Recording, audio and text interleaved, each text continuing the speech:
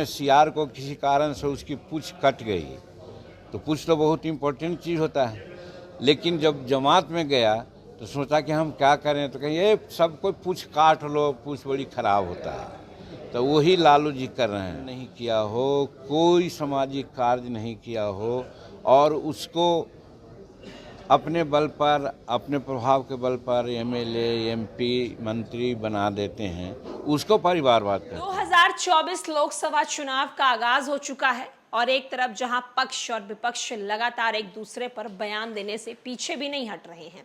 सरकार को विपक्ष घेर रही है तो सरकार भी विपक्ष को छोड़ नहीं रही है। नमस्कार, मैं श्वेता और आप देख रहे हैं न्यूज़ फॉर नेशन। इन दिनों बिहार की राजनीतिक गलियारों में एक शब्द जो है वो काफी ज्यादा प्रचलित हो रहा है और वो शब्द है पुचकटुआ सियार। आखिरकार ये शब्द किसके लिए और किसने प्रयोग किया है, चलिए हम आपको बताते हैं। दरअसल बिहार के यानी कि राजद के प्रमुख लालू प्रसाद यादव के लिए यह शब्द प्रयोग किया है बिहार के पूर्व सीएम जीतन राम मांझी ने। जीतन राम मांझी ने लालू प्रसाद यादव को पुचकटुआ सियार कह दिया है।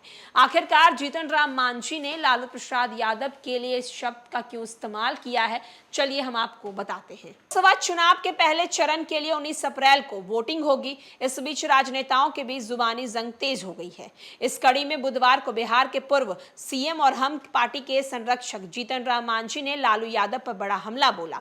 मांझी ने तंज कसते हुए कहा कि लालू यादव पुचकटा हुआ सियार है। बुधवार को गया में पत्रकारों से बातचीत के दौरान जीतन राम मांझी ने ये बातें कही। दरअसल आरजेडी ने सोशल मीडिया मंच एक्स पर एक पोस्ट शेयर कर एनडीए के परिवारवादी होने का आरोप लगाया, तो मांझी का बयान भी उसी संदर्भ में आया। मांझी ने एक कहानी सुनाते हुए कहा कि एक बार जंगल में एक सियार किसी कारण से उसका पूंछ कट गया।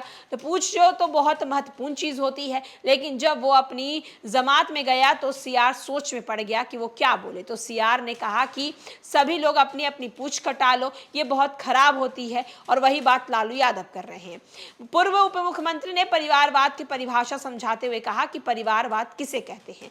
खुद कोई जबान देते हुए मांझी ने बताया कि कोई जन आंदोलन, कोई सामाजिक कार्य नहीं किया हो, उसको अपने प्रभाव के बल पर एमपी एमएलए बना देते हैं। परिवारवाद उसे कहते हैं जो आंदोलन करे, 20 साल में राजनीति में रहे और तब कोई पद प्राप्त करे। वैसे लोगों को परिवारवाद की बात कहनी नहीं चाहिए।